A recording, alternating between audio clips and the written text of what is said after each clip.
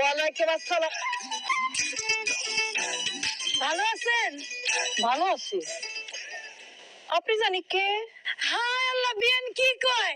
আমি আপনারে বিয়ান কই রাখতেছি, তাহলে আমি আমার মায়ের লগে আমি এই বাড়িতে থাকুম। পাগলের মতো কথা বলতেছেন কেন? হ্যাঁ, আমি আমার এত বছরের জীবনে আমি কোনোদিন আমার একটা আত্মীয় স্বজন একবেলা ভাত খাওয়াই নাই, এক রাত্র বাড়িতে থাকতে দেই নাই। না না না না না, আমাকে বাড়িতে বাচ্চি মানুষ থাকার কোনো নিয়মেই নাই। আমি আপনারা রাখতে পারবো না। আপনার কি বাড়ি ঘর নাই? যান, নিজের বাড়িতে থাকেন, যান। আম্মা, কি এমন করতেছো কেন? আমার শাশুড়ি যেহেতু এই বাড়িতে থাকতে চাইতেছে, তার থাকতে দাও না। তুমি বুঝতেছো না কেন? তুমি যদি তার এই বাড়িতে থাকতে না দাও, তাহলে আমার কাছে যে 2 লাখ টাকা আছে আর তোমার বউমার কাছে যে টাকা আছে, সব টাকা নিয়ে তো যাইবো গা। তখন তুমি কিচ্ছু পাইবা না। তোর বউ আমার ঘরের বউ, ঠিক আছে, সে বাড়িতে থাকতে পারে, তার হক আছে।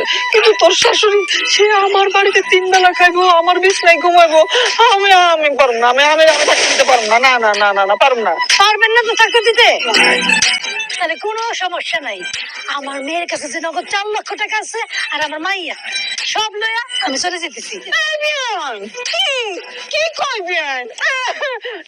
তাও বুঝে না, নতুন বিয়ান হয়েছে তো, আমার কথার মানে বুঝতে পারতেছেন না। এই যে আপনি আসছেন, আমার যে কথা আনন্দ লাগতেছে। এই যে 2 বিয়ানে এক লগে ঘুমামো, এক লগে পান সুপারি খাবো, আর মনে করে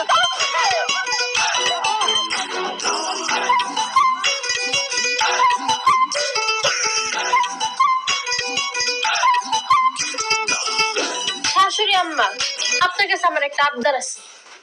কি আবদার? আমার মা আমার মতো সুন্দর একটা মাইয়ারে আপনাদের মতো কিপটা ফ্যামিলিতে বিয়ে দিছে, আর বিয়ে দেওয়ার সাথে সাথে আপনার পৌলারে যৌতুকে 4 লাখ টাকা সহ স্বর্ণ গয়না সব দিছে। এমনকি কাজী অফিসের খরচটা তো আমার মাই দিছে। এমনকি বিয়েতে যত টাকা পয়সা খরচ হয়েছে সব কিন্তু আমার মাই দিছে। আপনাকেও কিন্তু এই বিয়েতে 1 টাকাও খরচ হয়। হজুর এখান ঠিকই করেছে বৌমা, আমাকে এই বিয়েতে 1 পয়সাও খরচ হয় না। কথা তো কম বলো, খালি খরচের কথা, খালি খরচের কথা।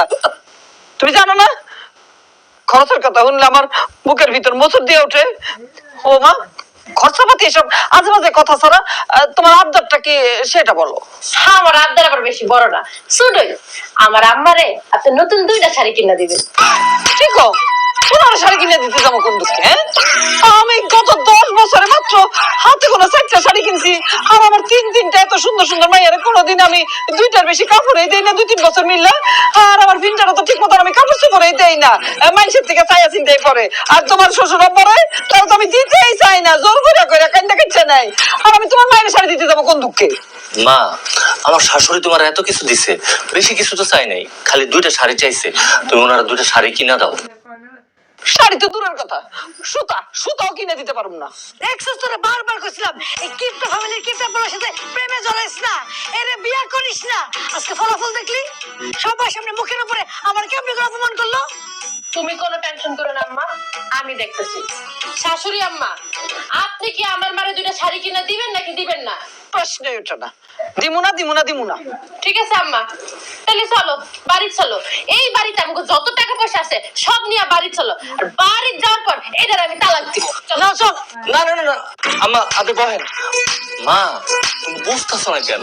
তোমার বৌমা যদি তার বাড়িতে চলে যায়, তাহলে ওখানে কি আমার যদি তালাক দিয়ে দেয়, তাহলে তো তুমি আমও হারাইবা, সালাও হারাইবা।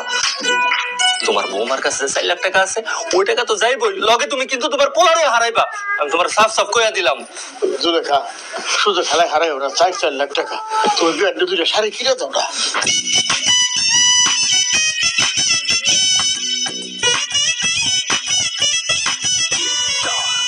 এত করে যখন কইতাছ, আমি 2টা শাড়ি কিনে দিব। আপনি আগে রাজি হন না কেন? এখন তো শুধু আমার মারে 1 শাড়ি কিনা দিলে চলবো না? তাহলে এখন কি করবো?